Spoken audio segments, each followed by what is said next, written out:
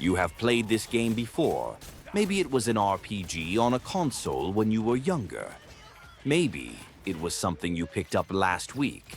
But at some point, you have sat in front of a skill tree. That sprawling web of abilities, upgrades, and unlockable powers, and felt the pull of it. The early skills are cheap, fast to unlock, and they feel almost useless on their own. But you invest in them anyway, because somewhere in the back of your mind, you know the truth about skill trees that most new players miss entirely. The early points are not for now. They are for later. They are the foundation that makes everything else possible. Here is what almost nobody tells you about your money. Compound interest works exactly the same way. And once you see it through that lens, the decisions you make with your money, starting today, not someday, will never look the same again. Let us start with the basics, because the word compound gets thrown around so much that most people stop actually hearing it. Compound interest is interest that earns interest. That is the whole idea. You put money somewhere, it earns a return. And then that return, that new money, also starts earning a return. And then that return earns a return. And so on, forever, accelerating with every cycle. It sounds simple, and it is simple, but simple is not the same as small. Albert Einstein is often credited with calling compound interest the eighth wonder of the world. Whether he actually said it or not, the sentiment is correct. The mathematics of compounding does something that feels almost impossible to the human intuition. It makes small, consistent actions grow into outcomes that look nothing like the inputs that created them. Here is the skill tree equivalent. In the early game, you put points into a basic ability. Maybe it is called agility or strength, or just level 1 attack. The ability itself is not impressive. It does not win fights. It does not feel meaningful. But that first skill is gating something. It is the prerequisite for the next tier. And that tier is gating something bigger. And that one is gating the ability that breaks the game wide open. Compound interest works on the same unlock logic. The money you put in during the first few years is not impressive on its own. It does not feel like it is doing anything. But it is the prerequisite. It is unlocking time. And time in the compounding system is the rarest and most powerful resource in the entire game. Consider this. Researcher and personal finance educator David Bach spent years documenting what he called the latte factor. The idea that small, consistent amounts of money, redirected and invested over long periods of time, produce results that feel almost fictional. The math behind this is not magic. It is compounding. A few $100s a month invested at a reasonable market return, starting in your 20s, does not just grow linearly. It accelerates. The curve bends upward, and by the time you are in your 60s, the number is not just bigger than the sum of what you put in. It is multiples larger, sometimes 10 times larger, sometimes more. But here is the part that breaks most people's financial intuition. The timing of when you start matters more than the amount you invest. Researcher and economist Shlomo Benartzi, who has studied retirement savings behavior extensively, has documented what he calls the savings gap.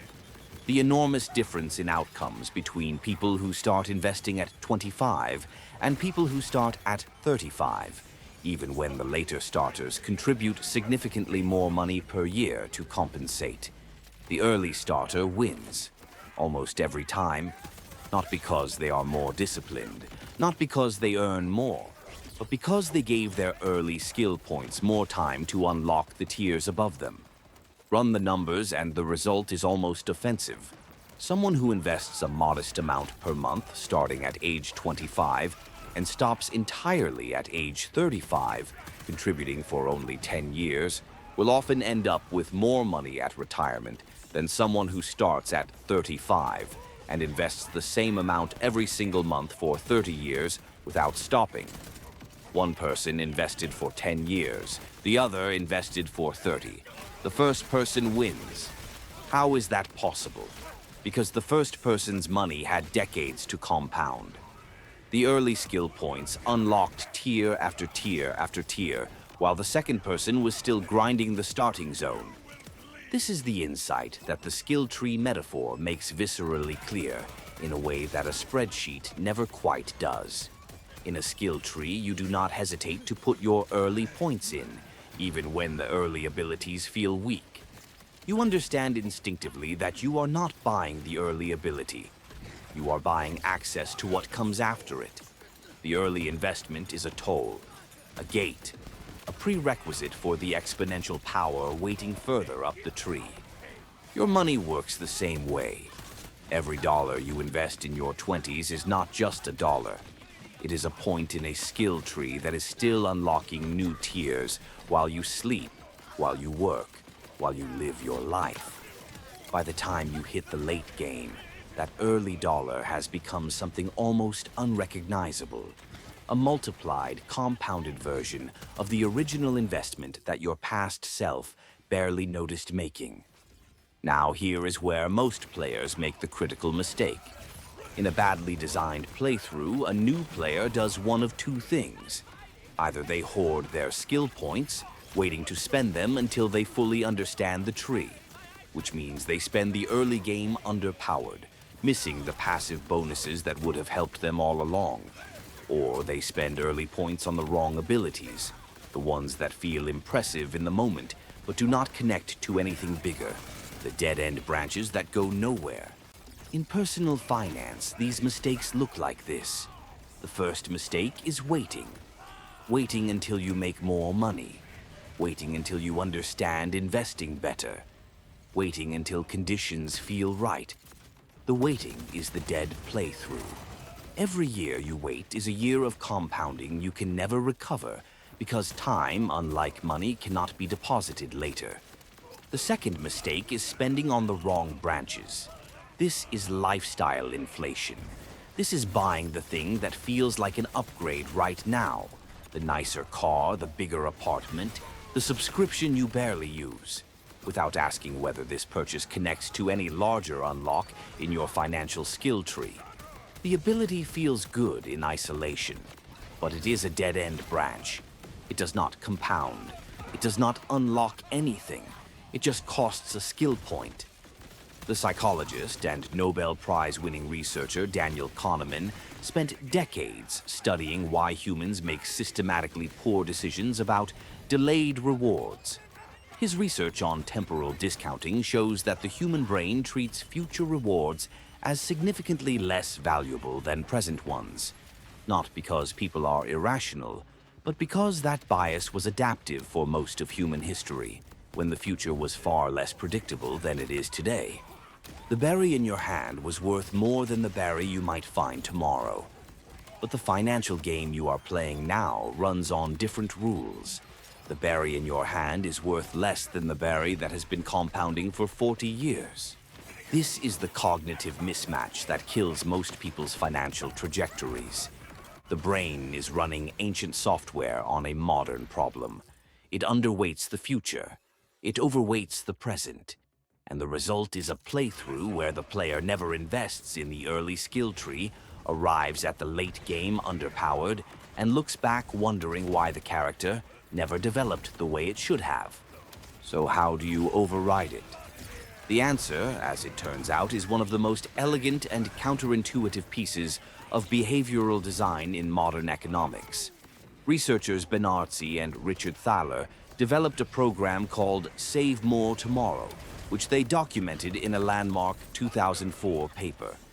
The core insight was this: instead of asking people to save more right now, which triggers the immediate pain of loss and the brain's present bias, they asked people to commit to saving more in the future, specifically to direct a portion of any future raised towards savings before they ever received or spent it. The results were remarkable. Participants who joined the program more than quadrupled their savings rates over a few years. Not because they became more disciplined, not because they suddenly understood compound interest better, but because the program was designed to work with the brain's temporal bias instead of against it. The sacrifice felt distant and abstract at the time of commitment, and by the time it arrived, it had already been automated away. This is the auto-invest mechanic, the equivalent in game terms of setting your character's skill point allocation to automatic so that every time you level up, the points go where they should without requiring active attention. You set it, you forget it, and the skill tree keeps building. The most important financial decision most people will ever make is not which stock to buy or which market to time. It is when to start and whether to stay in. Because the skill tree of compound interest does not reward the clever investor who jumped in and out at the right moments. It rewards the patient investor who put their first points in early and never stopped adding. Think about what your financial skill tree looks like right now. Not the late game, not the retirement balance, the first few tiers, the ones that feel small and unimpressive, the ones that you might be tempted to skip or delay because the payoff does not seem worth it yet. Those are the most important nodes on the entire tree. They are the ones that unlock everything else. And the longer you wait to invest in them, the fewer tiers you will live to see unlock. You have played this game before. You know how the skill tree works. You know that the early points matter most.